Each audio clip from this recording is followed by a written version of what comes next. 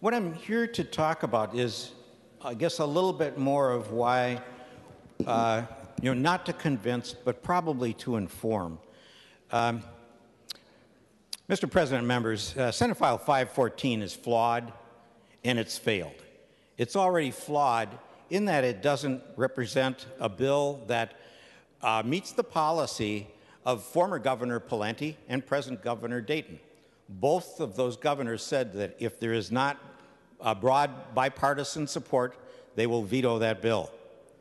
Senate 514 has no bipartisan support, has had no minority co-sponsors, and has not received one minority vote in any committee to date. Applying this policy means, regardless of the party of the governor for the last 15 years, this bill would earn the veto of the sitting governor. Also, I wonder,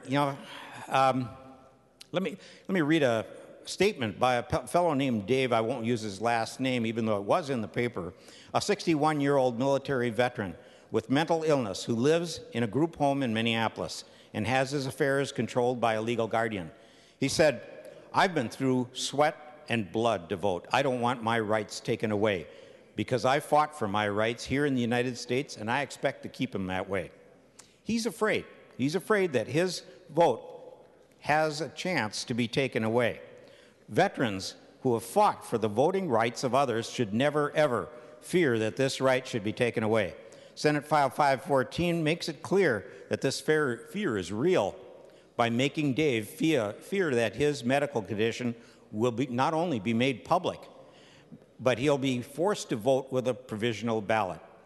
Dave will need to decide whether he'll take on that embarrassment or forego his right to vote in future elections. Members, this bill is unpatriotic in that sense.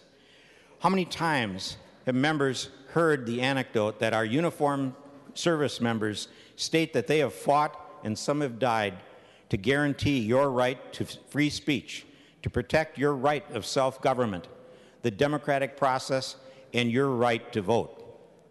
On the other hand, have you ever heard anyone say anyone fought or died in order to prevent people from voting? Americans have even fought overseas to bring the freedom to vote to people in countries we have never visited, and maybe many of them that we can't even find on a map. But here in America, here in Minnesota, we have groups that have been fighting against this right to vote. Some of them are very active, and some of them are behind the scenes. We have one that has gone under already, but another one has come up in its place. They have filed petitions when it got close to the election in 2016, and I'm sure members are not aware of those petitions. The one was set aside by the courts on November 7th, just before the election. Members, we have to protect the right of people who are eligible to vote, the people we have fought and we have shed blood and we have done everything possible to make sure that they can participate in government and are not thwarted from government. And this kind of activity to force provisional ballots is something like my mother felt several years ago. My mother would be 100 years old right now had she lived. She died at age 98, but she went in to vote. And one of the judges said, "No, my sister cannot help her vote. My mother had macular degeneration, so she couldn't see the ballot well enough to be able to vote." And they fought with my mother and my sister at the polls, and finally they relented and let my sister help her.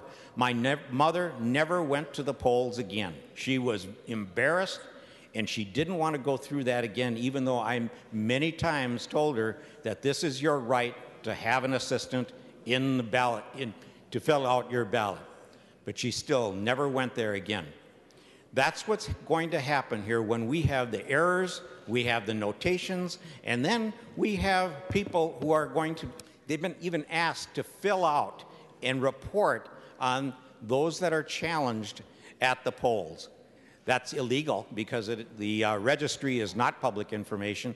That is private information, and this bill tries to make it so that it's public information.